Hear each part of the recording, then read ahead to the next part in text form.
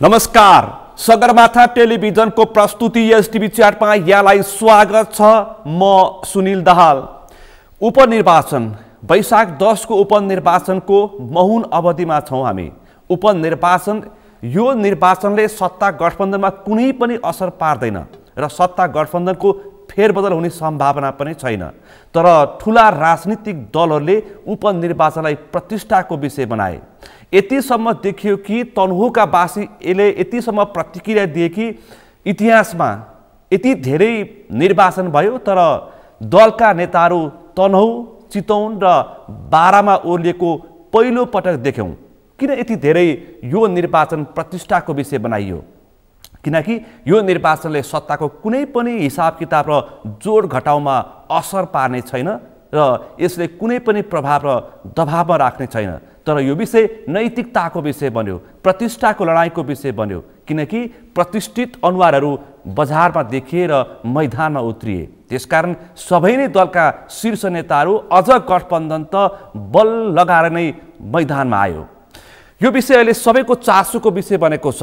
यी 3 उपनिर्वाचनलाई मिनी निर्वाचन भनेर पनि व्याख्या र टिप्पणी गरिएको छ। यसको आवश्यकता यति धेरै किन पर्यो? आज हामी खास रूपमा यो विषयमा बढी केन्द्रित रहेर यसले राजनीतिक ध्रुवीकरणको सङ्केत गरेको हो कि भन्ने आशंका र त्यो खालको टिप्पणी र विश्लेषण पनि भइरहेको छ। त्यसमा बढी केन्द्रित रहेर छलफल गर्दैछौँ। सँगै पुष्पकमल दाहाल प्रचण्डको सरकार र सँगै संसदमा प्रवेश गरेका केही विधेयकका बारेमा पनि हामी केन्द्रित रहेर वैकल्पिक शक्तिको राजनीतिको अबको सम्भावना, चुनौती र यसले दिने असरमा बढी केन्द्रित रहेर छलफल गर्दैछौँ।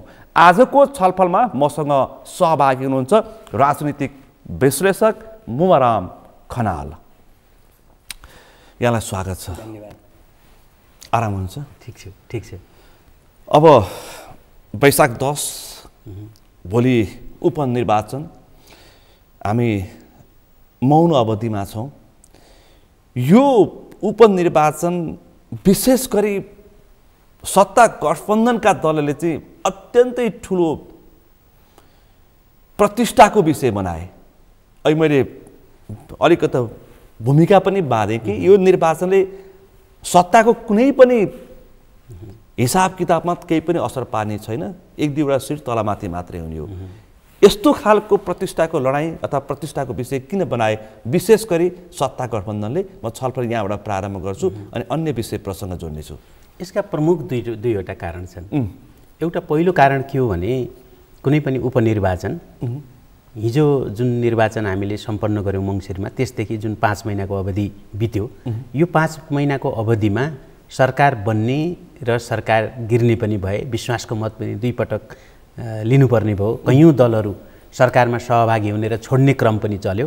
त्यसपछिको यो 5 महिनाले आगामी चाहिँ मतदाताको रुझान कतातिर छ भन्ने एउटा सङ्केत गर्छ र त्यो रुझान चाहिँ कुनै पनि हिसाबले अहिलेका जुन पुराना दलहरू छन् अथवा परम्परावादी दलहरू छन्, उनीहरूले चाहिँ आगामी निर्वाचनमा त्यो ट्रेन्डलाई कायम राख्ने, जो हिजो जुन खालको चाहिँ निर्वाचनमा उनीहरूले चाहिँ मत पाएका छन्, त्यो मतलाई चाहिँ अक्षुण्ण राख्ने एउटा चाहिँ दीर्घकालीन ढङ्गले यो जुन चाहिँ यस्तो खालको उपनिर्वाचनलाई दलको चाहिँ रुझान, मतदाताको रुझान दलप्रति कस्तो छ भन्ने नाप्ने एउटा चाहिँ ब्यारोमिटर पनि हो हैन। त्यस हुनाले चाहिँ उनीहरूले चाहिँ आगामी रुझान पनि हाम्रो पार्टीको पक्षमा छ भन्नेले चाहिँ आगामी चाहिँ 84 सालको निर्वाचनलाई त्यसले असर गर्छ।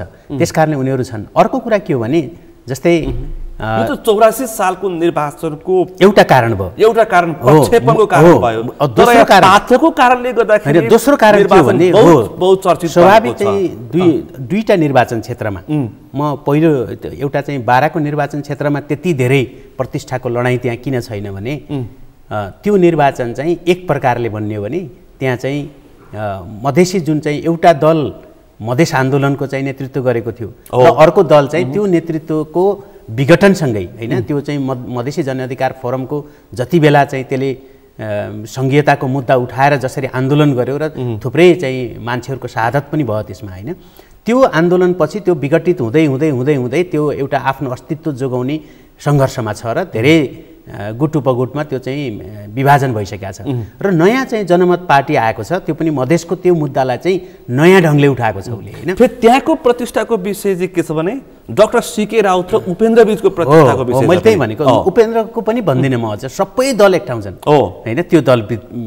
को विपक्षमा त्यसमाले अन्य अहिले चाहिँ सत्ताधारी दलहरू यति धेरै डराएका छन् कि हैन उनीहरूले चाहिँ आगामी निर्वाचनमा हाम्रो अवस्था के हुन्छ भनेर जुन मतदाता अलिकति कसिलो थियो पार्टीहरूले भन्दाखेरि जहाँ पनि मत हाल्थे तर विगत तपाईँ हेर्नुभयो भने त्यो 74 सालको चुनावदेखि नै त्यो बिस्तारै बिस्तारै त्यो चाहिँ खुकुलो हुँदै गएको छ कि मतदाता हैन स्वतन्त्रहरूले जित्ने स्वतन्त्र पार्टी बनाएर जित्ने अन्य वैकल्पिक शक्तिहरूमाथि मत जाने भनेको के हो भने नेपाली मतदाता अब परम्परावादी पार्टीहरूको चाहिँ नियन्त्रणभित्र छैनन् उनीहरूका पार्टी सदस्यहरू पनि छैनन् भनेपछि यो एउटा सकारात्मक सन्देश हो तर यसलाई सकारात्मक सन्देश हो फेरि त्यो एउटा चाहिँ सामाजिक इनर्सिया हुन्छ कि हैन त्यो इनर्सिया के हो त भन्दाखेरि यस्तो प्रकारको खुकुलोपन चाहिँ अहिलेका परम्परावादी दलहरूको चाहिँ मुटुमा ड्याङ्गो ठोकिरहेछ के अनि त्यसलाई चाहिँ अक्षुण्ण राख्नका लागि उनीहरू चाहिँ कुन दलले कसलाई भोट हाल्ने भन्ने नै छैन सबै एक ठाउँ आउँछन् हैन त्यसमाले चाहिँ नयाँ प्रति जुन रुझान मतदाताको चाहिँ अलिकति बढेर गएको छ अब म चाहिँ तनहुँ आउँदाखेरि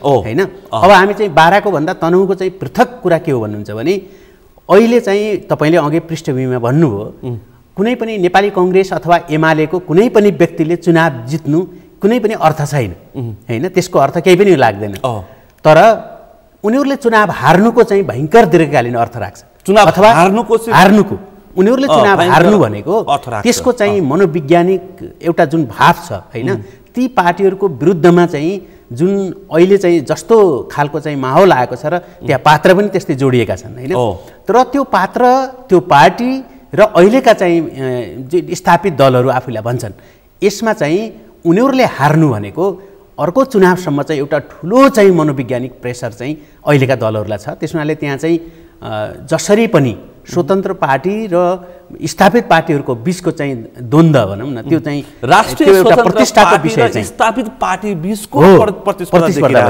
रोचक यहाँ छ दृश्य हैन यही कारणले मैले भने एउटा चाहिँ विकल्प खोज्ने त्यो लालसा मतदाताको यति तीव्र भएर गएको छ कि हैन जो मैदानमा छ त्यही विकल्प खोज्ने हो हैन त्यही नै विकल्प खोजेको हो कि होइन भन्ने कुरा अझै प्रमाणित छैन कस्तो विकल्प खोजेको नेपाली जनताले भन्ने हैन तर त्यो विकल्पका लागि जो उपलब्ध छ त्यसमा त त्यो विकल्प चाहिँ तयार भयो हैन त्यहाँ जुन पात्र उठ्नु भएको छ उहाँले चाहिँ त्यो विकल्प अहिलेलाई त उहाँ नै हुनुहुन्छ विकल्प हैन त्यही विकल्प त्यही देखिएको छ मैदानमा हो त्यसकारणले चाहिँ अब त्यो विकल्प हो कि होइन भन्नेमा पनि बहस होलान् भोलि हैन भोलिका बहस हुन् तिनी तर आजको बहस त जुन विकल्प छ त्यसैमा हुने हो हैन त्यसकारणले चाहिँ आजको विकल्प चाहिँ राष्ट्रिय स्वतन्त्र पार्टी नै हो आजको विकल्प किनभने त्यो जतिको त्यतिको वैकल्पिक शक्ति अरु त छैन हैन जसले चाहिँ जो मैदानमा छ त्यो कति वैकल्पिक शक्ति हो भन्ने त्यसप्रतिका रिजर्भेसनहरू छन् मान्छेका हिसाब किताबहरू भइरहेछन् छन् तर एकैचोटी प्रमाणित पनि हुँदैन हैन हिजो विकल्प बनेर विवेकशील साझा पार्टी पनि मैदानमा आएको हो हैन त्यसले चाहिँ अप्रत्याशित रूपमा चाहिँ धेरै मत ल्याएकै हो त्यसले पनि त्यस्तो प्रतिकूल अवस्थामा जहाँ चाहिँ कम्युनिस्ट पार्टीहरू एक थिए र लोकतन्त्रवादीहरूले चाहिँ आफ्नो प्रतिष्ठाको लडाईँ भनेर चाहिँ उनीहरू पनि एक थिए त्यस्तो प्रतिकूल स्थितिमा पनि त्यसले एउटा विकल्प दिएको थियो तर त्यो विकल्प आफै चाहिँ 5 वर्षमा चाहिँ धराशायी भएर त्यो विघटन भएर गयो हैन त्यसमाले विकल्प अहिलेलाई चाहिँ फेरि राष्ट्रिय स्वतन्त्र पार्टी आएको छ त्यो विवेकशील पार्टी र यो राष्ट्रिय स्वतन्त्र पार्टी बीचको धरातल चाहिँ तपाई कसरी अनि त्यही नै हो त्यो बढ्दै थियो हामीले त्यसको नेतृत्व लिन सकेनौं हैन हामीले चाहिँ आफै आपसमा हामी चाहिँ कलह मात्रै भएन त्यसको मुख्य नेतृत्व नै राजावादी लाइन समातेर जानुभयो हैन त्यसभन्दा अगाडि पनि नयाँ शक्ति एउटा विकल्प बनेर आएको थियो तर त्यो विकल्प पनि 1 वर्षभित्रमा त्यो पनि विघटन भयो हैन र त्यो माओवादीतिर फर्कियो परम्परावादी चाहिँ पार्टीतिर फर्किने परम्परातिर फर्किने अतीततिर फर्किने दुईटै चाहिँ पश्चगामी चाहिँ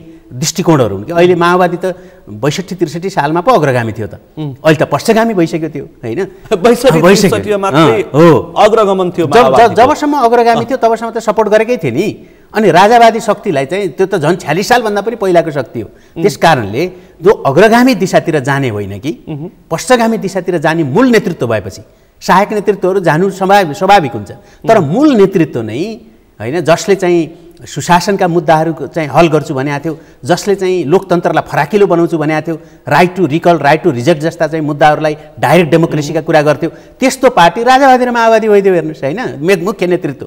त्यसपछि त्यो आन्दोलन बिचैमा तुइयो के, उहाँहरूले धोका दिनुभयो, आफैलाई धोका दिनुभयो भन्छु मैले, किनभने प्रधानमन्त्री बन्न सक्ने त्यो आन्दोलन विघटन भएको होइन, त्यो त विघटन भइसक्यो, त्यो विघटन भयो। त्यसको अस्तित्वमा कसैलाई के लाग्छ भने नि, जस्तै राजावादी शक्ति त 46 सालमै समाप्त भयो के त्यो, तर अलिकति चाहिँ त्यत्रो 200-300 वर्षको चाहिँ राजतन्त्र होइन, शाहवंशीय परम्परा, त्यो चाहिँ आजको आजै नामेट हुन्छ, त्यसलाई समर्थन गर्ने एउटा जनसमुदाय हुन्न भन्ने त होइन नि, त्यो समुदाय त रहिरहन्छ, धेरै पछिसम्म रहिरहन्छ, तर त्यसले चाहिँ निर्णायक रूपमा चाहिँ सत्तामा हस्तक्षेप गर्ने तहमा त्यो जाँदैन कि, जहिले कहिले पनि जाँदैन, किनभने समाज अगाडि बढ्छ।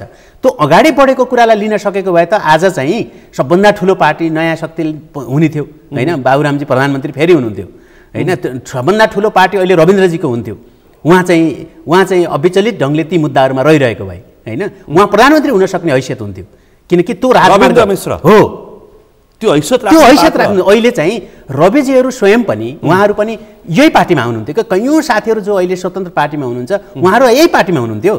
यो पार्टीलाई विघटन गरेर बाटोमा छोडेर चाहिँ गइसकेपछि होइन, जो चाहिँ हामीले पनि छोडिदिएको, उहाँले चाहिँ राजावादी लाइनमा म जान्छु भनेपछि सौहार्द ढङ्गले ल जानुस् भनेर सदास्यतासहित उहाँलाई छोडिदिएको क्या त्यो।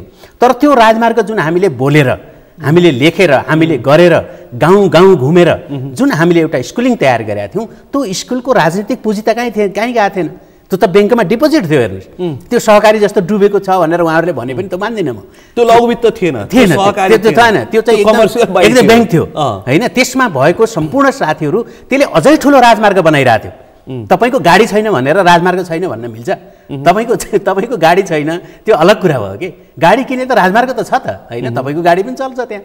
त्यस हुनाले त्यो राजमार्ग बनाउने काम हामीले गरे हो, त्यो राजमार्ग बनाउने काम चाहिँ वैकल्पिक शक्तिका अभियन्ताहरूले गरे हो, र त्यो निरन्तर हामी चाहिँ बोलेर लेखेर, त्यो आजदेखिको कुरा थिएन, त्यो चाहिँ 62-63 सालपछि निरन्तर हामीले त्यो कुरा गरिरहेछौँ।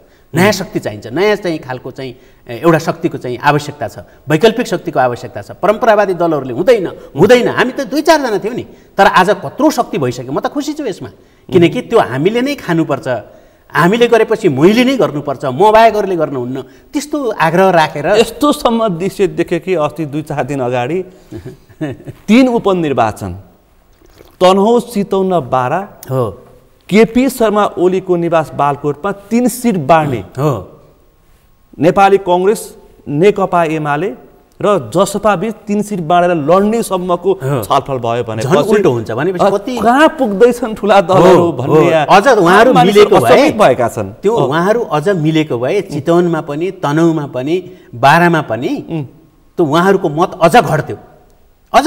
त्यति प्रतिशत छ जनतासँग होइन। भागभण्डा हुँदा हुँदा हुँदा मतदाता पनि भागभण्डा, युनिभर्सिटीमा भागभण्डा, अदालतमा भागभण्डा होइन, संवैधानिक निकायहरूमा सबैमा भागभण्डा, नियुक्तिमा भागभण्डा, राजदूतमा भागभण्डा, गर्दा त मतदाता पनि भागभण्डा, मतदाता पनि यहाँका मतदाता तँलाई, यहाँका मतदाता मलाई, मतदाता पनि बेच्ने। भनेपछि यी पार्टीहरू कति कसाई भइसके कि अझ सरी मैले चाहिँ त्यसलाई भन्न खोजेको के हो भन्दाखेरि एउटा त्यति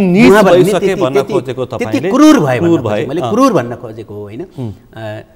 त्यो चाहिँ क्रूरता जुन ढङ्गले चाहिँ मतदाता बेच्ने तहसम्म पुगेको छ, यसप्रति चाहिँ नेपाली मतदाताले उहाँहरूको यस्तो कर्तुतलाई बुझेका छैनन् भन्ने चाहिँ ठान्नु भएको छ उहाँहरूले होइन। भनेपछि कति उहाँहरू कट्नु भएको छ क्या त्यो मतदाताको कस्तो क्षेत्र बनिछ भन्नुहुन्छ भने यहाँका मिडियाहरूले भनेर लेखेर बोलेर त्यो मतदातालाई नछुने मतदाता भइसक्यो कि होइन। यति जब्बर देखियो कि मतदाता मानिसहरू जस्तै रवि लामिछानेकै बारेमा यति धेरै आरोपहरू आए, यति आए, सबै डिसमिस गरिदिएछ कि होइन मतदाताले। भनेपछि त्यो नपत्याएको त्यसले चाहिँ त्यस हुनाले हामीले पनि अलिकति पुनर्मूल्याङ्कन हामीले पनि के गर्नु पर्यो भने अब मिडियाले बोल्दैमा होइन त्यो निर्वाचनमा जुन मतदाताको समूह बनेको छ त्यसलाई छुँदो रहन्छ, लेखेर पनि नछुँदो रहेछ। मतदाता यति सचेत र यति बुजुर्ग भएछन् कि ठिक र बेठिक छुट्याउने मैले त्यसलाई सचेतना पनि भन्दिनँ, किन चाहिँ मेन स्ट्रिममा भएका पार्टीहरू त्यो तहसम्म त्यो विश्वासमा पुगेनन् र त्यो त खाली रहेछ त त्यहाँ चाहिँ किन चाहिँ नयाँ मान्छेहरू पुग्न सक्ने, पुराना चाहिँ पार्टीहरू किन पुग्न सकेनन्, जबकि हाम्रो युनिभर्सिटी चाहिँ भन्दा पुराना पार्टीहरूको इतिहास छ र हाम्रो मतदाताको युनिभर्सिटी नै पार्टी हो क्या, पार्टीले जे भन्छन् त्यही पताउँछन्। गाउँमा चाहिँ नेताले नखाएको घर छैन, नेता बास नबसेको घर छैन भनेपछि त्यो कन्स्टिट्युएन्सी जुन मतदाताको छ जसलाई चाहिँ केहीले पनि छुँदैन, त्यो कन्स्टिट्युएन्सीभित्र पार्टी पस्या खै? 75-80 वर्षका पार्टीहरू त्यहाँ त्यो मतदातालाई चाहिँ प्रभावित पारेको खै? भनेपछि अनि कुनै नयाँ आउँछ भने त्यसैलाई लखेट्ने मात्रै पार्टीको एउटै उद्देश्य हो, एउटै विचार, एउटै सङ्गठन अहिले के छ भने नयाँलाई लखेट्ने, नयाँ जो आउँछ त्यसलाई लखेट्ने। त्यसरी चाहिँ अहिलेका पार्टी भाग्छ, नयाँ जो आउँछ त्यसलाई लखेट्ने। अनि त्यसलाई लखेट्नका लागि ठिकै छ, तपाईँले चाहिँ यसको विचार छैन भन्नुहोस्, यसको सङ्गठन छैन भन्नुहोस् होइन, तर तपाईँले चाहिँ त्यसलाई रोक्नका लागि सबै पार्टी एक ठाउँमा आउने भनेपछि त तपाईँहरूले त नेपालको चाहिँ लोकतन्त्र पार्टी पद्धतिलाई कस्तो ढङ्गले तपाईँहरूले चाहिँ हिँडाउन खोज्नुभएको? अनि अझ विचार छैन भन्ने तपाईँहरूको विचार के हो?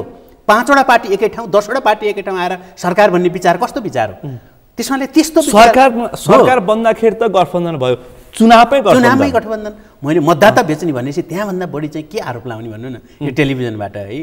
त्यस हुनाले चाहिँ मतदाता बेच्ने भने त त्यो त अन्तिम हरकत होइन। मतदाताको चाहिँ स्वतन्त्र र सार्वभौमिक अधिकारलाई तपाईँले चाहिँ गठबन्धनबाट अनि चाहिँ त्यो प्रतिध्रुवीय अथवा विजातीय चाहिँ गठबन्धन बनाएर होइन एकअर्कासँग प्रतिस्पर्धा गर्नुपर्ने दलहरू एकै ठाउँ मिलेर अनि एउटा समाजवादतिर साम्यवादतिर जाने अधिनायकवादतिर जाने बाटो र अनि चाहिँ तपाईँ एउटा चाहिँ प्रजातन्त्रलाई अझ फराकिलो बनाउँछु भन्ने लोकतन्त्रवादी भन्नेहरूको चाहिँ एउटै मोर्चा बनाएर तपाईँ सरकार बनाउनुहुन्छ, तपाईँ चाहिँ भागभण्डा गर्नुहुन्छ, मतदाताहरूलाई चाहिँ विभाजित गर्नुहुन्छ भने एउटा स्वतन्त्र रूपमा जसले चाहिँ 10 वर्ष 15 वर्ष चितवनको मान्छेले आफ्नै पार्टीलाई भोट हाल्न पाइरहेको छैन होइन, जो कतिवटा चुनाव भइसक्यो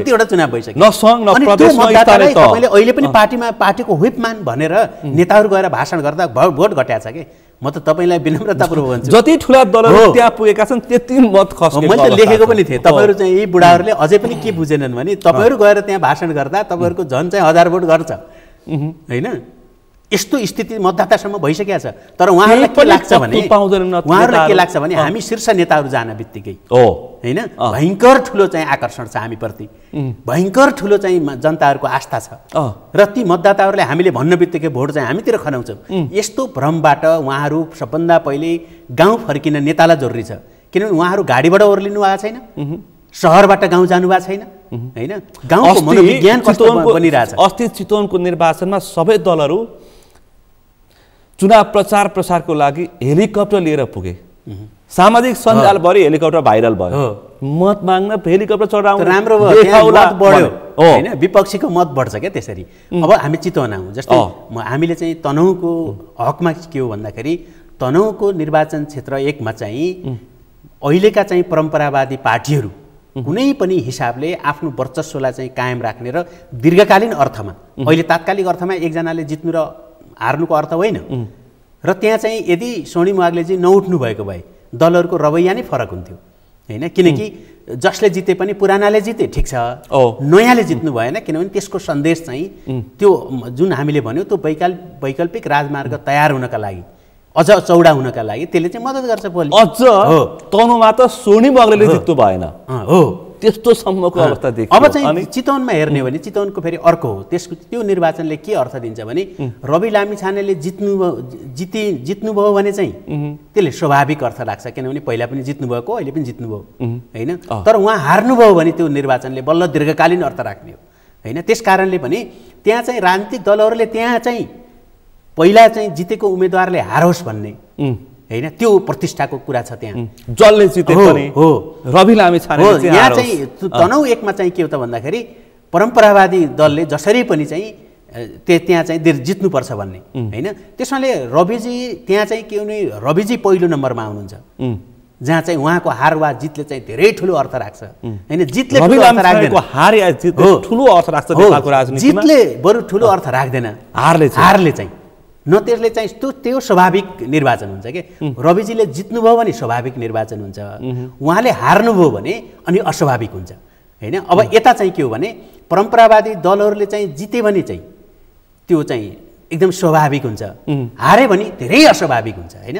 त्यस कारणले गर्दा नै यो अहिले यी दुईटा निर्वाचन क्षेत्रमा बढी प्रतिष्ठाको कुरा के भइरहेछ भने यी त्यहाँ बरु चाहिँ तराईको चाहिँ अलि फरक छ होइन। ती दुईटा मधेसी दलहरूको बिचमा नै ठुलो प्रतिस्पर्धा छ।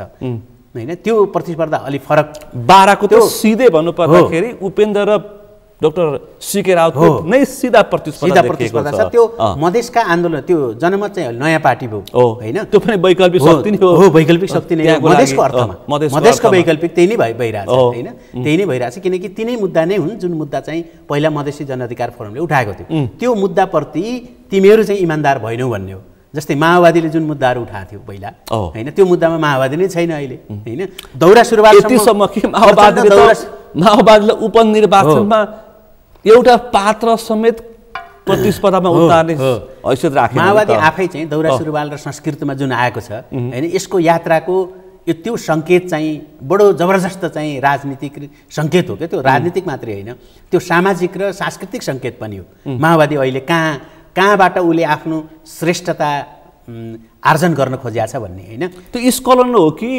शक्तिको आर्जनको त्यसलाई चाहिँ हैन उसको वर्ग अब कहाँ पुग्यो भने हैन हिजो जसलाई उसले विरोध गर्थ्यो त्यही वर्गलाई नै उसले अब समात्नु पर्ने ठाउँमा पुग्यो के त्यो हैन त्यसले चाहिँ अर्को वर्गबाट ऊ चाहिँ अब छैन किनभने उनका नेताहरू पनि सबभन्दा धनी चाहिँ उनीहरू छन् अहिले हैन माओवादी नेताहरू सबैभन्दा धनी किन सबभन्दा धनी हैन उनीहरूका छोराहरूको चाहिँ जुन कृत्यहरू हेर्नुहुन्छ सबै खालका लफडाहरूमा सबै खालका चाहिँ त्यो गुण्डागर्दीहरूमा सबै खालका राज्य दोहनका सबभन्दा ठुला बिचौलियाहरू अहिले चाहिँ नेताका छोराहरूको नाम आइरहेछ हैन र हो पनि राज्य दोहनको सबै बिचौलियाहरू चाहिँ उनीहरू माओवादी नेताका छोराहरू छन् अनि त्यो बाउ मन्त्री हुन्छ अनि छोरालाई ल्याएर अनि सबै व्यापार चाहिँ छोरा मार्फत छ कि अनि सबै व्यापारीहरू अहिले ती छोराहरू छन् हैन त्यस हुनाले चाहिँ माओवादी आन्दोलन अब ती छोराहरू जुन छन् ती छोराहरूले त बाउको गरिबी देखेनन् हैन तिनीहरूसँग अहिले कोसँग उठबस हुन्छ 5 स्टार होटलमा हुन्छ हैन 5 स्टार होटलहरूमा चाहिँ उनीहरूले खाजा खान्छन् त्यहाँ कुन वर्ग जान्छ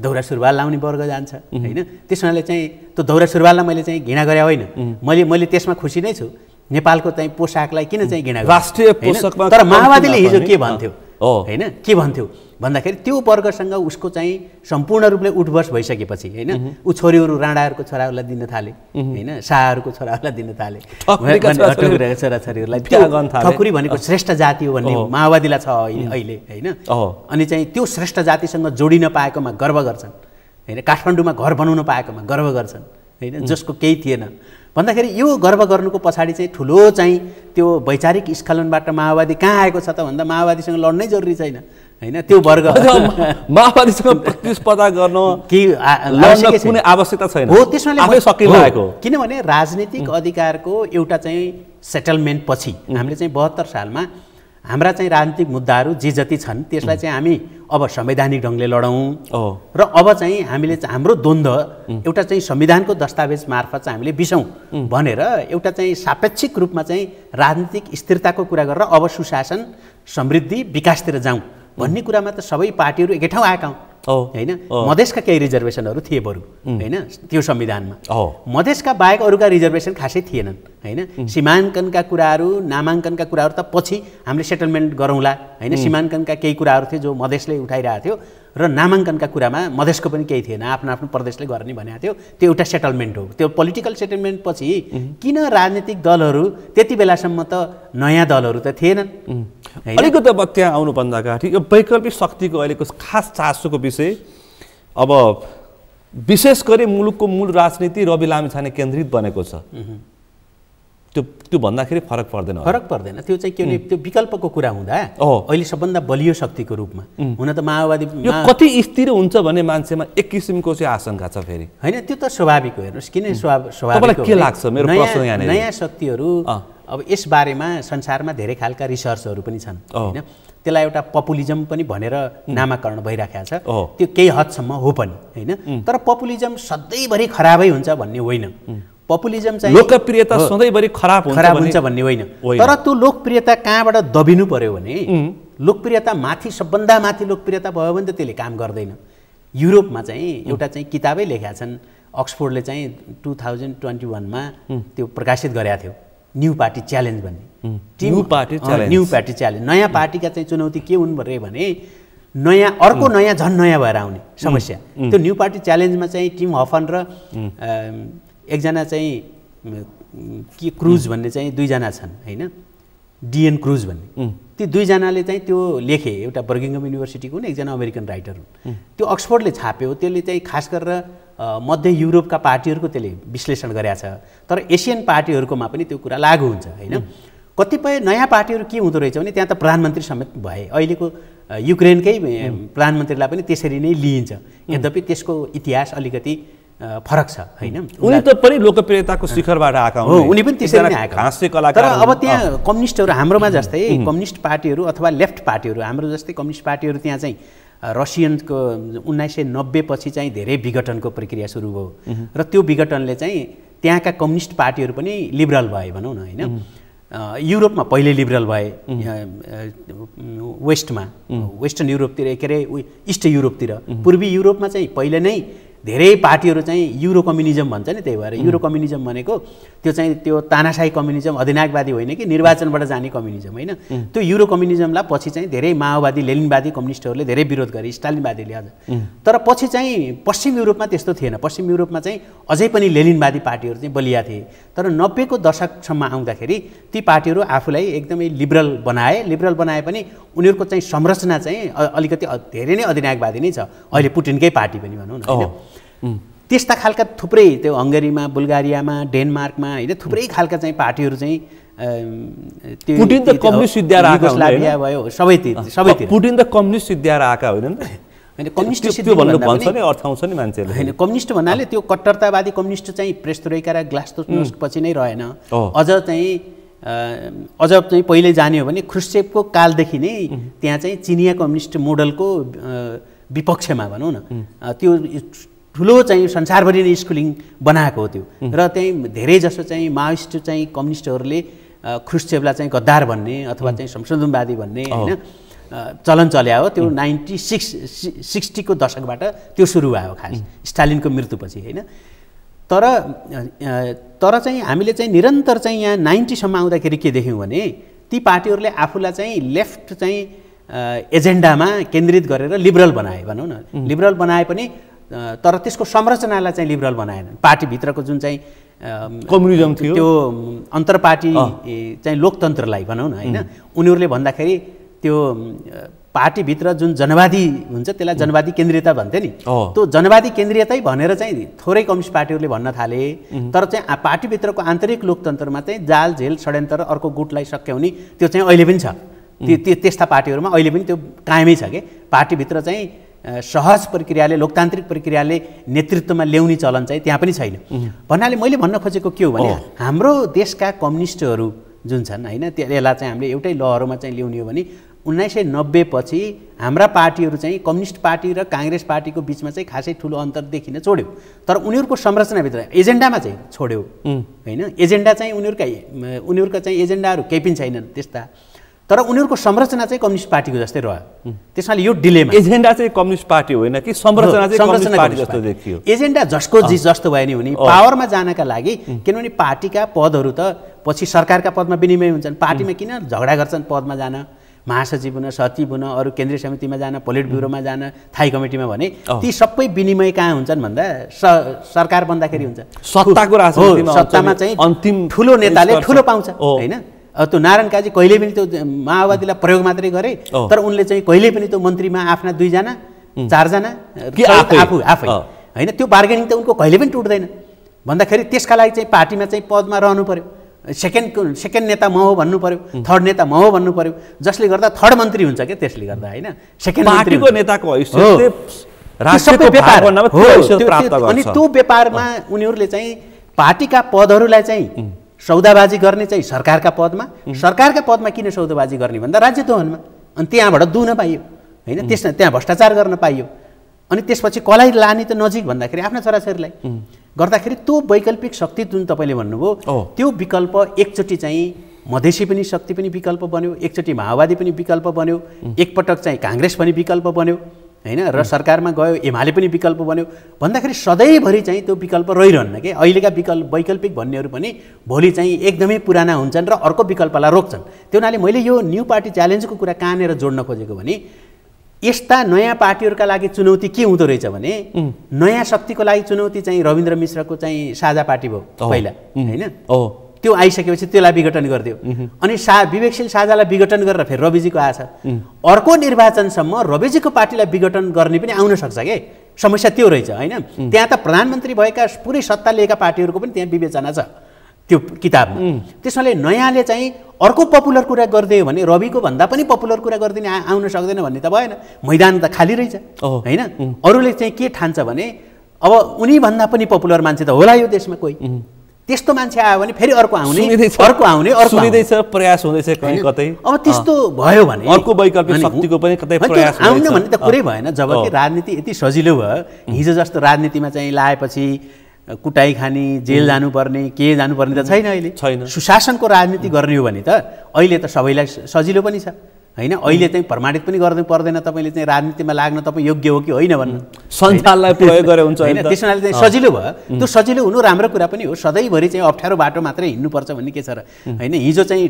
हिजो बाटो थिएन र पो डोजर लगाएर हामीले ट्र्याक खन्या हो त अब अहिलेका चाहिँ पुस्तालाई पनि हामीले क्षेत्रको अलिकति विश्लेषण गर्छु त्यसपछि नयाँ वैकल्पिक शक्तिको तपाईले एउटा दृष्टान्तै पेश गर्नुभयो सधैँभरि वैकल्पिक शक्तिलाई चुनौती चाहिँ हुन्छ अर्को वैकल्पिकको चुनौती हुन्छ झन् चाँडै चुनौती किनभने त्यो पार्टीले चाहिँ जरा हाल्नै पाएको हुँदैन हैन अर्को आइ नै हाल्छ के वैकल्पिक शक्तिलाई चाहिँ अर्को वैकल्पिक शक्तिको चुनौती सधैँ हुन्छ हेक्का राख्नु पर्छ अर्को कुरा यो तनावमा चाहिँ सोनी बुवागले प्रति यति धेरै कांग्रेस आक्रामक हुनु र सोनी बुवागले यदि चुनाव हारे भने उनी पलायन हुन्छन् जस्ता यतिसम्म कि कांग्रेसले आफ्ना भातृ संगठनसम्म उतारेको छ कांग्रेसभित्रको जुन खालको द्वन्द्व छ त्यो अहिले सकिएको जस्तो देखिन्छ हैन पहिलो कुरा के हुन्छ भने राजनीतिमा सबभन्दा पछिल्लो शत्रु चाहिँ सबभन्दा मेन शत्रु हुन्छ के राजनीतिमा पछिल्लो शत्रु किनभने अघिल्लाहरू बिर्सिसक्छ हैन जो चाहिँ तुरुन्तै अहिले चाहिँ जुन फुट्छ नि पार्टीबाट जान्छ अथवा भनौँ न कति आक्रोश हुन्छ त्यो प्रति आक्रोश हुन्छ र स्वाभाविक हो मलाई चाहिँ के लाग्छ भन्नुहुन्छ भने अब उहाँको चाहिँ राजनीतिलाई हेर्ने चाहिँ दृष्टिकोण चाहिँ अलिकति भावनात्मक लाग्छ मलाई किन भन्नुहुन्छ भने 6 महिना अगाडि उहाँले गगनजीको निर्वाचनमा जे जस्तो चाहिँ गगनजीको चाहिँ एकदमै ठुलो प्रशंसा गर्नुभयो र त्यो प्रशंसा पनि स्वाभाविक चाहिँ थिएन के हैन स्वाभाविक किन हुन्न भने राजनीतिमा चाहिँ कसरी बुझ्छन् तपाईँ र म टेलिभिजनमा बोलेका छौँ मैले भनेको कुरा चाहिँ श्रोताले कसरी त्यो हेरिरहेको मान्छे दर्शकले कसरी बुझ्छ हैन भन्ने कुरा चाहिँ मेरो नियन्त्रणमा हुँदैन तर म क्लासरुममा गएर कहीँ पढाउँछु भने एउटै खालका मान्छे हुन्छन् एउटा कोर्स पुरा गरेर आएका हुन्छन् त्यसमा चाहिँ म नियन्त्रणभित्र हुन्छ के उनीहरूको नियन्त्रण मेरो बोली चाहिँ सम्पूर्ण मेरो नियन्त्रणमा हुन्छ उनीहरूले कसरी बुझे भन्ने कुरा मैले सोध्न सक्छु हैन कसरी बुझ्नुभयो तपाईले एउटा चाहिँ मानौ टेलिभिजनमा कसरी प्रस्तुत हुने भनेर तपाईले एउटा सेमिनार गर्नुभयो भने सबै टेलिभिजन कर्मीहरू आउँछन् तपाईले जे बोल्नुहुन्छ तपाईको नियन्त्रणमा हुन्छ अहिले म बोलेको कुरा मेरो नियन्त्रणमा छैन त्यो त मासको नि अब मासले कसरी बुझ्यो अब मैले चाहिँ यसरी भन्न खोज्या हो त म भनौला तर त्यसले चाहिँ मलाई एकचोटी हेरेर अनि अब हेर्दै नहेर्नेलाई कसरी स्पष्टीकरण दिनुहुन्छ तपाई हैन आज हेर्यो त्यसपछि हेर्दैन मेरो स्पष्टीकरण हेर्दैन हो त्यो मास चाहिँ अहिले चाहिँ के हो भने उहाँले चाहिँ जसरी 6 महिना अगाडि चाहिँ एउटा राजनेतामा हुने गुण देख्नु भएको थियो हैन त्यो तुरुन्तै 6 महिनामा त्यो गुण चाहिँ समाप्त पार्ने भन्दा त उहाँले चाहिँ राजनीतिलाई एकदमै भावनात्मक ढंगले लिनुभएको चाहिँ देखिन्छ उहाँले त 6 महिना पछाडि रवि लामिछानेलाई बीपी को रूपमा फेरि त्यो खालको हो त्यही मैले भन्दै थिएँ मतलब उहाँमा चाहिँ राजनीति र पात्रलाई चाहिँ हेर्ने दृष्टिकोणमा त्यो भावनात्मक कुरा बढी छ व्यक्तिगत दक्षता चाहिँ तपाईलाई कस्तो लाग्छ अब व्यक्तिगत रूपमा त उहाँ सक्षम मान्छे हो एउटा अर्थशास्त्री हो मुलुकलाई चाहिने मान्छे हो संसदलाई चाहिने मान्छे हो अझ जेसुकै उहाँको व्यक्तिगत कुरा आफ्नै ठाउँमा छ उहाँको राजनीतिक भविष्यबारे म केही पनि भन्दिनँ हैन त्यो राजनीतिक भविष्य सबैको थाहै हुनुपर्छ भन्ने पनि छैन उहाँले 5 वर्ष राजनीति गरेर छोड्दिन पनि सक्नुहुन्छ नि संसदमा हैन मलाई 5 वर्ष राजनीति गर्नु थियो संसद भएर मैले यसरी चाहिँ देखाउनु पर्ने थियो अनि म छोड्दिन भन्ने त्यो नितान्त वैयक्तिक कुरा हो के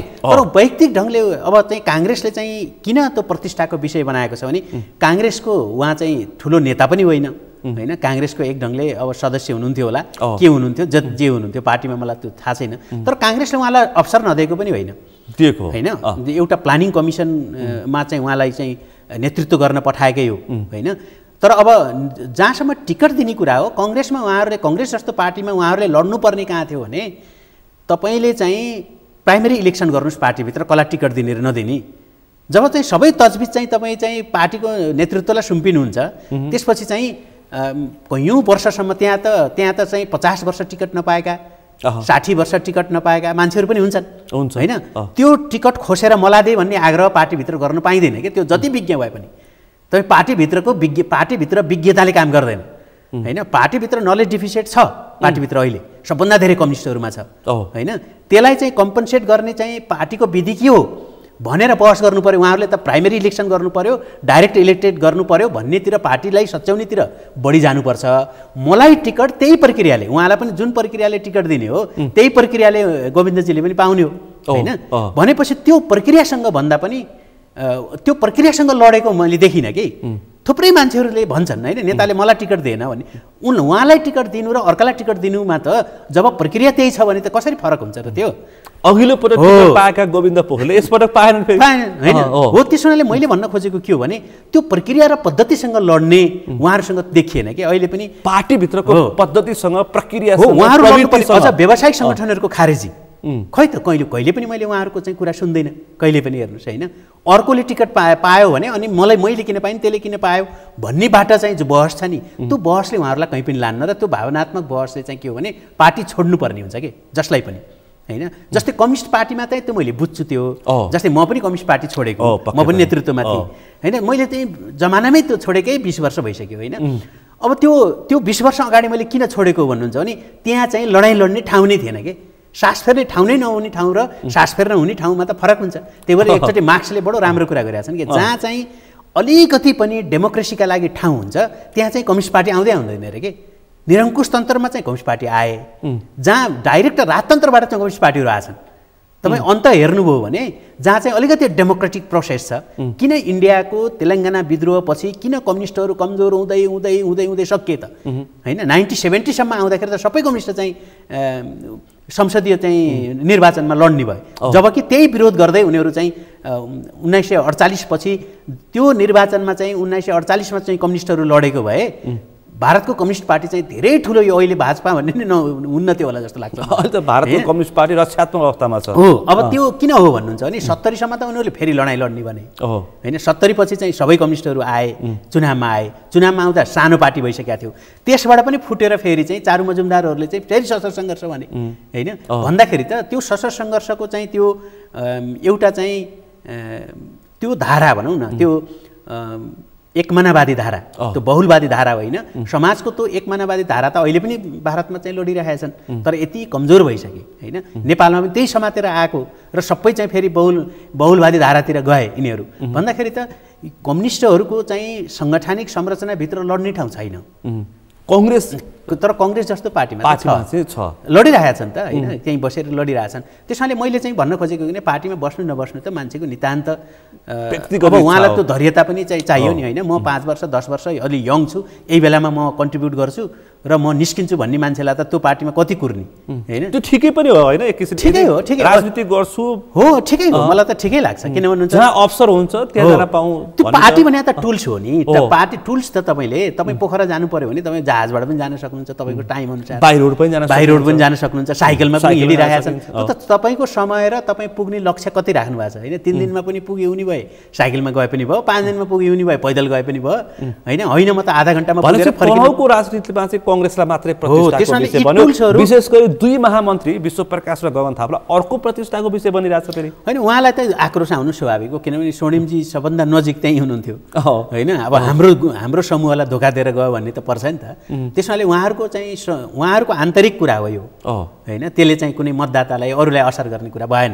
त्यो पार्टीभित्र त स्वाभाविक आक्रोश हुन्छ। चितवनमा चाहिँ रवि लामिछानेमा को चुनावमा अलिकति तलमाथि भयो भने यो वैकल्पिक शक्तिको भविष्य के होला तपाईलाई के लाग्छ? त्यहाँ हुँदैन, त्यहाँ चाहिँ स्वर्णिमजीको होइन नि, मैले भने स्वर्णिमजी पराजित भए पनि वैकल्पिक शक्तिले केही पनि असर गर्दैन। तर चितवन 2 मा चाहिँ हो, चितवन 2 मा गर्छ हैन। उनी हारे भने चाहिँ धेरै ठुलो चाहिँ राजनीतिक अर्थ जान्छ हैन। हो, चाहिँ चितवनमा त त्यो उहाँले हार्नुस् अथवा जित्नुस् हैन, त्यसले चाहिँ ठुलो चाहिँ वैकल्पिक राजनीतिलाई पनि असर गर्दैन। तनहुमा चाहिँ गर्दैन, चितवनमा चाहिँ गर्छ। तनहुको असर अर्को गर्छ के, यदि स्वर्णिमजीले जित्नुभयो भने अहिलेका पार्टीहरूको चाहिँ भविष्यलाई चाहिँ त्यसले ठुलो प्रश्न चिन्ह बनाएर जान्छ हैन। यतातिर चाहिँ फेरि तलमाथि भयो भने वैकल्पिक शक्तिमाथि चाहिँ प्रश्न चिन्ह हुन्छ। त्यहाँ चाहिँ अर्कोले जितेर चाहिँ पार्टीको लागि चाहिँ ठुलो अर्थ राख्ने हुँदैन, अरूले जिते भनेर त्यो वैकल्पिक शक्तिलाई असर राख्ने। अब दुईटा यसरी बुझौँ, तनहुमा चाहिँ वैकल्पिक शक्तिले जित्नु अहिलेका पार्टीहरूलाई दीर्घकालीन असर हुनु हो भने चितवनमा चाहिँ वैकल्पिक शक्तिले हार्नु वैकल्पिक शक्तिलाई नै दीर्घकालीन ढङ्गले चाहिँ असर गर्नु। अब 12 मा चाहिँ उपेन्द्रको राजनीति सकिनु भन्छन्। हो हैन, उपेन्द्रको राजनीति त करिब सकिएकै हो राजनीति, किनभने उहाँ चाहिँ त्यसरी हारेर हैन, त्यसरी हारेर चाहिँ फेरि अर्को चुनावमा उपराष्ट्रपति बनाएर 12 हो, त्यो त षड्यन्त्र छ, त्यो त षड्यन्त्र हो। अहिलेका राजनीतिक पार्टीहरूले 12 माथि गरेको षड्यन्त्र हो त्यो, उपेन्द्र यादवको कुरा होइन त्यो हैन।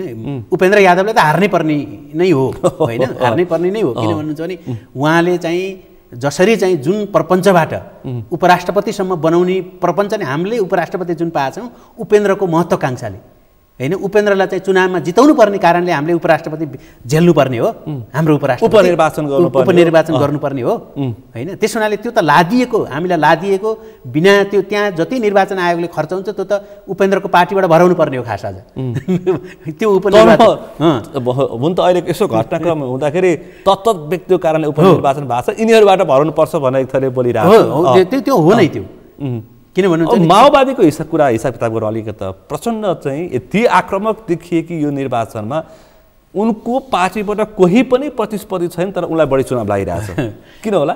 होइन, उनी त प्रधानमन्त्री नै, तेस्रो दल लोकतन्त्रमा सबैभन्दा लज्जास्पद कुरा के हो भन्नुहुन्छ भने जुन दलले सरकार बनाउनै हुँदैन त्यसलाई चाहिँ प्रधानमन्त्री बनाउनु भएपछि हाम्रो संविधानको बर्खिलाप हुन्छ के त्यो किन हो भन्नुहुन्छ भने यस कारणले होइन कि उनले बहुमत प्राप्त प्रधानमन्त्री नै हुन्छ हाम्रो संसदीय व्यवस्थामा। त्यो प्रचण्ड भए पनि एक सिट भएको मान्छे पनि प्रधानमन्त्री हुन सक्छ, तर हाम्रो प्रधानमन्त्रीको विशेष अधिकार जुन छ त्यो विशेष अधिकार भनेको झन्डै चाहिँ 80% अधिकार प्रधानमन्त्रीको छ। हाम्रो अरू मन्त्रीहरू सम्पूर्ण मिलाएर पनि 20% पुग्दैन, त्यति धेरै भिटो पावर हुन्छ कि प्रधानमन्त्रीको। त्यसलाई चाहिँ प्रधानमन्त्रीको विशेष अधिकारलाई कुण्ठित गर्नका लागि अहिलेका दलहरू मान्नुहोस्, सबभन्दा ठुलो दल 90 सिट भएको दलले प्रधानमन्त्रीमाथि कस्तो र बहुमत मन्त्री भएको, बहुमत मन्त्री पनि त्यसैका छन् हैन, अनि 90 सिट पनि उसैको छ। त्यसको दबाब चाहिँ त्यसको कलेक्टिभ बार्गेनिङ प्रधानमन्त्रीमाथि कस्तो हुन्छ भनेपछि प्रधानमन्त्रीले आफ्नो विशेष अधिकार अनुसार प्रधानमन्त्रीको सोच अनुसार त्यो चल्न पाउँछ, सम्पूर्णतिर भागभण्डा हुन्छ भन्दाखेरि त्यो प्रधानमन्त्रीको विशेष अधिकार चाहिँ कुण्ठित हुने गरेर प्रधानमन्त्री बन्नु हुँदैन भन्ने नैतिक शिक्षा हो त्यो संविधानको। तर त्यसको चाहिँ बर्खिलापमा गएर हैन त्यो संवैधानिक चाहिँ माओवादीको नैतिक शिक्षा उहिले सकियो भने हैन त तपाईले नैतिक शिक्षा त्यो त उनीहरूको पार्टीका हिसाबको नैतिक शिक्षा त सकिएको हो, तर राज्यको जुन नैतिक शिक्षा हुन्छ नि र संविधानले प्रदत्त गरेको नैतिक शिक्षा हुन्छ नि त्यो शिक्षालाई त हामीले चाहिँ सबैले मान्नुपर्ने हो।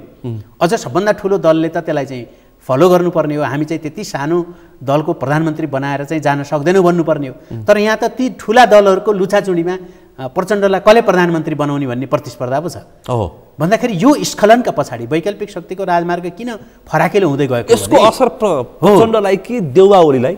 देउवा ओलीलाई बढी छ नि। प्रचण्डलाई त जहाँबाट आउँछ जसरी आउँछ जसकेलाबाट चाहिँ पस्ने छिर्ने र अनि त्यो फेसो हुन्छ नि अनि त्यहाँ गएर त्यो चिर्ने मात्रै हो हैन उनका लागि। किनभने अब उनको प्रयोजन नेपाली राजनीतिमा एउटा फेसोको छ के अन्तिम अब त्यो चिर्नका लागि मात्रै अन्तिम हो। प्रचण्डको मुलुकको यो अन्तिम हो। किनभने उनलाई एउटा ठुलो चाहिँ गोल्डन चान्स के थियो भने जति बेला यो एकीकरण गरे हैन कम्युनिस्ट पार्टीको एकीकरण आफैमा चाहिँ चौथो महाधिवेशन र यी दुईटा अलग अलग धारा हुन् के दुईटा नेपालको कम्युनिस्ट आन्दोलनका प्यारलल एउटा चाहिँ समानान्तर धाराहरू हुन्। यी समानान्तर धाराहरू मिल्दाखेरि यी फुटेको चाहिँ देख्न नचाहने मिलेको देख्न चाहने चाहिँ एउटा जनमानस माथिदेखि तलसम्म थियो। हामी जस्ता मान्छे पनि खुसी भएको थियौँ, यो ठिकै छ, यो मिलेको राम्रो, हामी त्यहाँ जान सक्दैनौँ तर यिनीहरू मिलेर चाहिँ एउटा लेफ्ट एजेन्डाहरूमा न्याय गरौँ हैन। किनभने सामाजिक न्यायसहितको कुरा कम्युनिस्ट आन्दोलनले नै उठाएको कुरा हो क्या त्यो नेपालमा। कम्युनिस्ट यो काङ्ग्रेसलाई चाहिँ धेरै उत्ताउलो हुन नदिन, खास गरेर नवउदारवादी दिशातिर जान नदिन, यसले चाहिँ काम गर्न सक्थ्यो राम्रोसँग। किनभने काङ्ग्रेसले त जहिले पनि कम्युनिस्टहरूलाई उग्रवादीबाट तानेर ल्याएर एउटा डेमोक्रेटिक फ्रेमवर्कको भित्र त जहिले पनि राख्छ नि।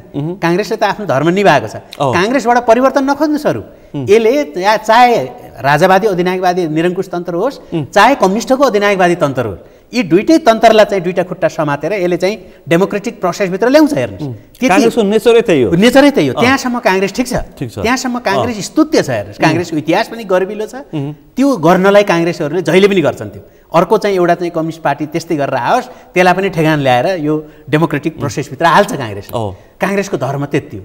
अब सामाजिक न्यायसहितको परिवर्तन त्यो कसले गर्ने हो त भन्दा यी कम्युनिस्ट चाहिँ नव उदारवादी काङ्ग्रेसभन्दा पनि उत्तौलाइने के भयो भने कमसेकम त काङ्ग्रेस चाहिँ त्यति धेरै उत्तौलो छैन जति कम्युनिस्टहरू चाहिँ नव उदारवादीप्रति चाहिँ उत्तौला भए होइन। यिनले चाहिँ त्यो क्रोनी क्यापिटलिजम भन्छ त्यो आफन्तको चाहिँ आसेपासे पुँजीवादका लागि काङ्ग्रेसलाई पनि बिगारे क्या यिनले चाहिँ काङ्ग्रेसलाई पनि चाहिँ अनैतिक चाहिँ ठाउँमा कहाँ लयो भने त्यो राज्य दोहनमा अनि साङ्गठनिक संरचनालाई चाहिँ एकदमै चाहिँ व्यक्तिवादी बनाउनेमा एकदमै चाहिँ त्यो केन्द्रीकृत बनाउनेमा व्यावसायिक सङ्गठनहरूलाई चाहिँ राज्य लुट्नमा प्रयोग गर्नेमा यिनीहरूले काङ्ग्रेसलाई पनि तानेर त्यहाँ लगे कि अनि कम्युनिस्टहरूले चाहिँ आफ्नो धर्म त निभाएनन् होइन त्यति धर्म निभाए कङ्ग्रेसलाई समेत बिगारेर बिगार्ने भयो होइन। र नेपालमा के भन्छ प्रचण्ड हिजो के भन्दै थियो भने अस्ति चाहिँ देउबाजी र मेरो लभ त यति गहिरोसँग परेछ कि अब छुट्न सक्दैन भन्दैछन्। पार्टी के हुन्छ प्रचण्डको पार्टी चाहिँ होइन देउबाजीको हिजो राजासित लभ परेको थियो आज प्रचण्डसँग उहाँले चाहिँ प्रचण्डको बढी देउबासँग लभ परे होइन। बाई चान्स तपाईँसँग चाहिँ कुरा गरौँ त्यति बेला द्वन्द्वकालमा देउबाजीसँग भेट हुँदाखेरि उहाँले भन्नुहुन्थ्यो कि ल ल ल तपाईँ र हामी मिलौँ होइन विकास गरौँ भन्नुहुन्थ्यो होइन। अरू केही कुरा हुन्न थियो कि उहाँसँग मिलौँ विकास गरौँ 3 मिनटमा कुरा सकिन्थ्यो होइन। म छक्क पनि पर्थेँ काङ्ग्रेस जस्तो पार्टीमा होइन प्रधानमन्त्री भएको मान्छेसँग अरू केही पनि छैन कि ल ल तपाईँ र हामी मिलौँ त्यो भनिदिनुहोस् न मिल्नु पऱ्यो होइन एकदम छिटो बोल्नु त्यो मिल्ने अनि विकास गर्ने पैसा म ल्याइहाल्छु ल तपाईँहरू शान्ति प्रक्रियामा आइहाल्नु पऱ्यो ल भोलि नै प्रचण्डलाई भनिदिनु यहाँ आउनु अनि हामी मिलेर विकास गरौँ भन्थे होइन। मतलब उहाँलाई चाहिँ आफू सत्तामा बस्नु नै उहाँका लागि सम्पूर्ण आदर्शदेखि लिएर सबै कुरा हो कि त्यसैले। तर कङ्ग्रेस पार्टी त्यस्तो हो त काङ्ग्रेस पार्टीमा त त्यो सिद्धान्तको विचारको लोकतान्त्रिक प्रक्रियाको लडाइँ लड्ने लामो पङ्क्ति छ। देउवाको सत्तामा टिकिरहने जुन स्वभाव छ त्यो प्रचण्ड पनि सरेको हो त्यही होइन। अहिलेका पार्टीहरू त्यस्तै मान्छे मात्रै सत्ताको नेतृत्व गर्न सक्छन् अहिले किनभने पैसा र पदहरू तपाईँलाई दिनु पर्यो होइन अथवा पैसा दिन सक्नुहुन्न पैसा कमाउनुसम्म लानु पर्यो। त्यो त कङ्ग्रेसको नेचरमा हो। कङ्ग्रेस कम्युनिस्ट नेचरमा त प्रचण्डको पार्टीको सिद्धान्त विचार त्यो दस्तावेजमा त विचार केही पनि थिएन कि अहिले त केही साथीभाइमा त छ नि त त्यो लडुन्जेल मात्रै त्यो विचार थियो। अहिले केही साथीभाइमा त कम्तीमा विचारमा अलिकति चिन्ता छ नि खैर नेतृत्वलाई नहोला। कम्युनिस्ट पार्टीमा कस्ता मान्छेहरू चाहिँ आए भने कम्युनिस्ट पार्टीहरूले चाहिँ त्यो कुनै लोकतान्त्रिक विधि र पद्धतिमा छैन। एमाले चाहिँ अलिकति एउटा इन्टरमिडिएटरी बडी भन्छ कि त्यो पार्टीभित्रको त्यो इन्टरमिडिएटरी बडी चाहिँ अलिकति बलियो हुनाले त्यो कम्युनिस्ट भए पनि त्यसले चाहिँ केही चौथो महाधिवेशनदेखि यता अलिकति प्रतिस्पर्धा चाहिँ गर्ने भनेर चाहिँ आन्तरिक प्रतिस्पर्धामा पार्टीलाई लग्यो होइन। त्यसले राम्रै पनि गर्यो 8औं महाधिवेशन 9औं महाधिवेशनसम्म आउँदा त्यसले राम्रै पनि गरेको थियो। तर त्यो इन्टरमिडिएटरी बडी चाहिँ पार्टीबाट बाहिरियो के होइन। त्यो माधव नेपाल छँदाखेरि पनि त्यो बडीले चाहिँ विरोध गर्थ्यो अनि केपी ओली पनि विरोध गर्थ्यो। अहिले त केपी ओली पनि प्रचण्ड जस्तो भयो किनभने त्यो इन्टरमिडिएटरी बडी हटिसकेपछि पार्टीमा अब कसैले पनि ओलीको विरोध गर्न सक्ने मान्छे ओलीलाई चाहिँ प्रश्न सोध्ने मान्छे छैन। प्रचण्डको त पहिलेदेखि थिएन त्यो प्रश्न सोध्नेहरू त्यहाँ अटाउन सक्ने चाहिँ पहिलादेखि नै थिएन त्यो पार्टी होइन। प्रश्न सोध्नेहरूलाई चाहिँ पाखा लाउँदै लगिन्थ्यो। प्रचण्डले त मोर्चा बनाउँछु भन्दैछन् समाजवादी मोर्चा होइन। अब त्यो समाजवादी मोर्चा जति बनाउनुहुन्छ नि उहाँले समाजवादी मोर्चा होइन एउटा चाहिँ लुटतन्त्रलाई चाहिँ अछ्युडा राख्ने थियो। माधव नेपाल बाबुराम भट्टराई अनि उपेन्द्र यादव पुष्पकमल दाहाल एउटै किताबमा बसेर तपाईँ यहीँबाट चाहिँ गर्नु न। बाबुराम भट्टराई चाहिँ पूर्व प्रधानमन्त्री भएको मान्छेले पार्टी खोल्दाखेरि 80,000 मत आयो देशैभरि होइन। एक्लै आफै त्यो पनि काङ्ग्रेससँग मिलेर जिते।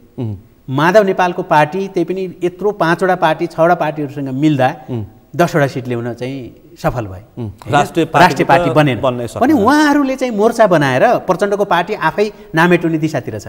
अनि अहिले असफल भएका एकचोटि चाहिँ प्रधानमन्त्री भइसकेका एउटा जनताको छोरो भएर सबभन्दा ठुलो पद भनेको प्रधानमन्त्री होइन यिनलाई कतिचोटि हुनुपर्ने कति पटक हुँदाखेरि यिनीहरूलाई चाहिँ यिनको आत्मसन्तुष्ट हुनुपर्ने कतिवटा पार्टी बनाउनु पर्ने यिनले जो चाहिँ असफल भयो त्यो तहसम्म जनताले अविश्वास गर्यो तिरस्कार गर्यो। म अब आफूलाई चाहिँ एक ढङ्गले सो मूल्याङ्कन गर्छु भनेर अर्कै कामतिर पो लाग्नुपर्छ होइन। बाबुराम भट्टराईजीको त त्यत्रो क्षमता छ है। म त अलि अस्ति पनि बाइचान्स भेट पनि भएको थियो होइन। उहाँले त अहिले गएर राम्रोसँग चाहिँ टियुमा गएर राजनीतिशास्त्र पढाएर बस्न सक्नुहुन्थ्यो नि। यत्रो ठुलो पङ्क्तिलाई अहिलेको युवालाई शिक्षा गर्न सक्नुहुन्थ्यो। माधव नेपालजीको त त्यो पनि छैन। माधव नेपालजीको त यो अवस्था उहाँका ठुल्ठुलो नेताहरू नि एमालेतिर उहाँहरू त्यत्रो बुढो भइसकेपछि घरमा चाहिँ शान्तिसँग किन बस्न नसक्या हो होइन। कमसेकम चाहिँ त्यो पद त्यो पैसा त्यो पहुँच त्यो पारिवारिक रूपमा कसरी छोड्न सक्छ सिद्धान्त हो र कति भएर पुग्ने के सिद्धान्त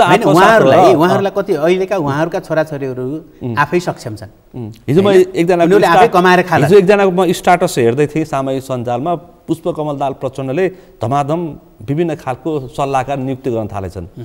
अनि त्यहाँ एकजना माओवादी छोडेका साथीले कमेन्ट गर्दै थिए कि परिवारका सदस्यका सल्लाहकार हुन्, त्यो प्रचण्डका सल्लाहकार होइनन् भनेर कमेन्ट गरेको देखेँ। त्यो सबै परिवारलाई बाँडिदिने हो क्या? त्यो सल्लाहकार छन्, परिवारलाई लुटेर खानका लागि, राज्य लुट्नका लागि एक-एकवटा पद दिएका छन्। उनको आशय चाहिँ सल्लाहकार अहिले तत्त्व माओवादीका साथीभाइहरू केन्द्रीय तहका नेताहरू धमाधम सल्लाहकारमा खाली पदमा नियुक्त भइरहेछन्, हरिबोल गजुरेलदेखि धेरै।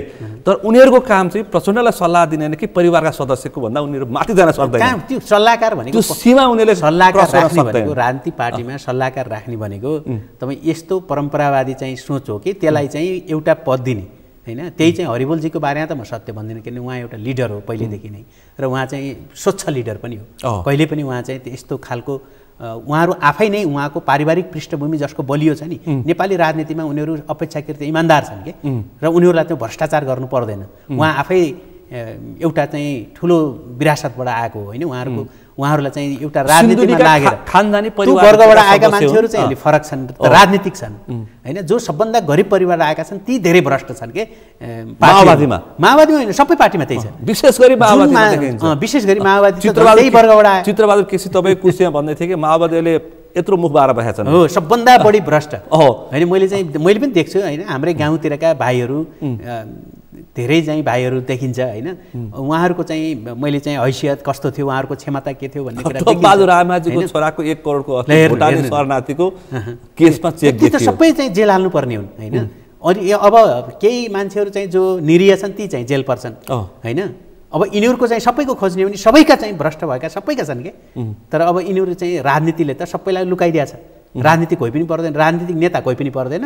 त्यो नेताको चाहिँ वरिपरि चाहिँ त्यो नेताले चाहिँ जुन काण्डहरू घटाउँछ ती घटाउनका लागि प्रयोग भएका प्यादाहरू मात्रै जेल पर्छन् होइन। अहिले भर्खर तपाईँ रामबहादुर र टोपबहादुरलाई चाहिँ अहिले भर्खरै चाहिँ जुन यत्रो अपराधमा चाहिँ गृहमन्त्री र मन्त्री भएर चाहिँ मिलेका छन् होइन, उनीहरूप्रति खोइ त केही पनि राज्यले सोधपुछ पनि गर्दैन। अब यहाँ यत्रो काण्डहरू सहकारी पीडितहरू छन्, या मिटर ब्याजी पीडितहरू छन्, लघुवित्त पीडितहरू छन् होइन। त्यो मिटर ब्याजीमा चाहिँ तपाईँ खोजबिन गर्दै जानुभयो भने त्यहाँ एमालेको, काङ्ग्रेसको र माओवादीका नेता छन् कि। कसले खोज्नु? त्यो लुट्ने चाहिँ मिलेर लुट्ने हो कि यिनीहरू, मिलेर लुट्ने हो होइन। मिलेर लुटेकै छन्, राज्य पनि मिलेर लुट्ने हो, मतदाता त मिलेर लुट्ने भनेर मतदाता त बाँडिरहेछन् होइन। हामीले कुरा गऱ्यौँ भनेपछि यो सबै खालको एउटा ओलिगार्की जुन बनिया छ, एउटा अल्पतन्त्र जुन अब अख्तियार दुरुपयोग अनुसन्धान आयोगलाई बलियो बनाउने भनेको हिजो प्रधानमन्त्री प्रचण्डले भनिदिनु भयो हामी निजी क्षेत्रलाई छुँदैनौँ भनिदिनु भयो। उता छलफल भइरहेछ होइन। अख्तियार दुरुपयोग आयोगलाई ठुलो आकारमा लाने र निजी क्षेत्रलाई पनि अनुसन्धान अख्तियारमा कुन जान्छ भन्ने कुरा त उहाँहरूले पहिला मन्त्रालयमा छँदाखेरि एउटा सचिव लानुहुन्छ उहाँहरू होइन। अनि त्यो सचिवले कतिको चाहिँ त्यहाँ मन्त्रालयमा छँदाखेरि भ्रष्टाचारमा कतिको धेरै सहयोग गर्छ होइन। अनि उसलाई चाहिँ अख्तियारमा लानुहुन्छ। एउटा इन्टिग्रिटी भएको होइन, एउटा डिग्निफाई मान्छे छैन र यो मुलुकमा होला नि त त्यस्तो होइन। उसलाई चाहिँ लग्न सकिँदैन। त्यो उहाँहरूले चाहिँ के भने आफूलाई जसरी पनि बचाउने होइन, राजनीतिक नेतृत्वलाई उन्मुक्ति दिने मान्छे चाहिन्छ उहाँ। अब प्रधान न्यायाधीश नियुक्तिमा यतिखेर छलफल भाग बन्डाको छलफल भइरहेको छ। त्यही उसको राजनीति भइरहेको छ। 14 महिना 15 महिना भइसक्यो। 15 महिना चाहिँ प्रधान न्यायाधीश नराख्ने भनेपछि काम प्रधान न्यायाधीशले काम गर्नु। अनि त्यो महाअभियोग लाग्यो त्यो हटाउनको लागि मात्रै होइन। त्यो महाअभियोग लागेको पात्रको चाहिँ जीवन होइन, उसलाई चाहिँ महाअभियोग हो भने त्यसलाई टुङ्गाउनु पर्थ्यो, तर ड्यामेज गर्न पाइँदैन। जहाँ जता पनि हेर्नुहोस् व्यथिति निर्माण गर्ने। किनभने कतिपय मान्छेहरूलाई जति व्यथिति हुन्छ, जति गैर कानुनी कामहरू हुन्छ त्यति फाइदा हुन्छ कि। यिनीहरूले चाहिँ मुलुकलाई सक्याएर लोकतान्त्रिक संस्थाहरूलाई सिद्ध्याएर आफ्नो व्यक्तिगत फाइदाका लागि यी सबै गरिरहेछन्। र हाम्रा चाहिँ कुनै पनि संस्थाहरूले अब यो सत्तालाई धान्न सक्ने काहीँ पनि छैन कि। तपाईँ राम्रो मान्छे आए पनि अब सक्दैन क्या त्यो गर्न। यी संस्थाहरूलाई लिएर तपाईँ एकदमै राम्रो मान्छे आएर पनि त्यो लागू गर्नै सक्दैन। यस्तो ठाउँमा पुर्याइदिनु भयो कि अब चाहिँ कोही राम्रो मान्छेले सत्ता लिए पनि अब त्यो चलाउन सक्ने स्थिति छैन। त्यस्तो अवस्थामा पुर्याइदिनु भयो। आज हामी मौन अवधिमा हामीले छलफल गऱ्यौँ। अब म ठ्याक्कै अन्तिममा छु, यो द्वन्द्वकालीन मुद्दाको विधेयक छ नि संसदमा कसरी टुङ्गाउनुपर्छ एक लाइनमा।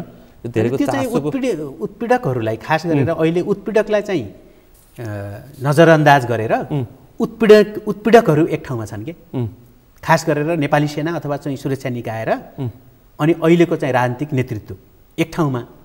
तर अनि चाहिँ पीडकहरू चाहिँ छैनन् त्यहाँ, जो वास्तविक द्वन्द्व पीडित हुन्। म पनि द्वन्द्व पीडित हुँ होइन 2 वर्षसम्म सेनाले चाहिँ आँखामा पट्टी र पछाडिपट्टि चाहिँ हतकडी लगाएर राख्यो कुन कानुनका आधारमा राख्यो यातना दिएर होइन र ती यातना दिने सबै चाहिँ सैनिक अफिसरहरू म चिन्छु भनेपछि पीडकहरूको केही कुरै छैन कतै पनि अनि यिनीहरू माथि चाहिँ मिलेर पीडकहरू कहीँ पनि छैन अहिलेको चाहिँ पीडक मिलेका छन् अनि मुलुकको उत्पीडकहरू चाहिँ एक ठाउँमा मिलेका छन् र उनीहरूले चाहिँ पीडितहरू जसलाई न्याय पाउनुपर्ने उनी चाहिँ बाहिर छन् एक लाइनमा के गर्नुपर्छ यसलाई कसरी टुङ्ग्याउनु पर्ला होइन यसलाई त उत्पीडकहरूलाई सबभन्दा पहिला उत्पीडकहरूलाई ल्याउनु पर्यो सम्बोधन गरेपछि मात्रै अनि बल्ल चाहिँ उत्पीडकहरूले चाहिँ सजाय पाउनु पर्यो नि हस् त ठ्याक्कै समय सकियो यो अत्यन्तै महत्त्वपूर्ण समयमा यो मौन अवधिमा आज हामीले मुलुकको समग्र चिन्ताका साथ छलफल गऱ्यौँ यो समय र सम्वादको लागि म विशेष रूपमा आभार व्यक्त गर्न चाहन्छु धन्यवाद धेरै धेरै धन्यवाद आज हामीले उपनिर्वाचन र त्योसँग जोडेका